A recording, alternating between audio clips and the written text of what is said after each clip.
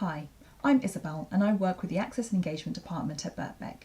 This video will get you to think about some of the practical things you should consider before approaching online learning, and hopefully you will be able to apply these to your own spaces at home.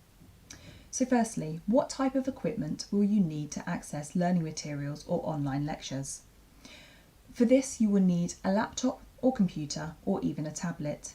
You can also use a smartphone too, as this will largely be compatible with most of the programs or sites you will engage with. Whatever you are using, it does not need to be state-of-the-art. However, it does need to allow you to access the materials or software needed for your course. If you are sharing a computer with someone else, you may also want to consider about how you are going to navigate this. For example, you could use your phone or tablet occasionally for lectures, and then use the computer for research or writing your assignments. Of course, you will also need access to the internet. Ideally, you would have access to Wi-Fi at your home, but if this is not possible, or if the access you have is a little slow, then sometimes students will hotspot internet from their mobile data devices and regularly get top-ups instead this way. It is worth exploring different options to make sure that you have the most cost-effective but also reliable internet for what you need. You may also want to invest in a good pair of headphones. This will help with both noise cancellation to make sure that there are no external distractions, as well as clarity on your video calls. The next important thing to consider is the space that you have at home and where you are able to study. There will be lots of factors to consider here, such as, do you have your own area or do you share it with others? Are there particular times in the day that there are lots of people around that could cause a distraction? If you do share your space with others, could you perhaps work out a timetable to ensure that you are not interrupted at key times? Once you have found a space that you want to use, try to think creatively as to how you can turn it into an actual study area. Is there space, for example, for a small desk, potentially a foldable one if you do not have access to the area all day?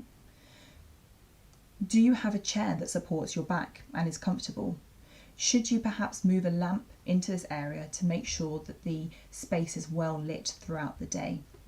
Could you even perhaps consider things to make it a little bit more cozier, such as a plant on your desk? Whatever you do, try to avoid using your bed as a desk. It can be tempting to do this and is fine from time to time, but when it comes to more serious studying, such as when you're approaching researching or writing assignments, try to avoid it. It is important to create a physical distinction between when you are in work mode and when you are not, as this will help you after you've spent hours of writing that piece of coursework and you just want to relax. Remember, it is also perfectly normal to procrastinate, and you should always try to schedule in regular breaks for tea, coffee, or even stretching your legs when you need. However, try not to let your surroundings be the thing that distracts you. For example, don't sit next door to the TV if it's on and you're trying to study. Try to make a note of the things that you are finding distracting and work around them or change them if needed. It will massively help if you make sure that your workspace is also tidy and well organised, and try to maintain this where possible.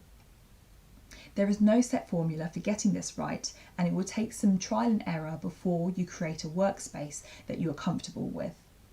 If you run out of ideas, you should speak to other students on your course or programme, as they may have some tips of their own to share with you. Thank you.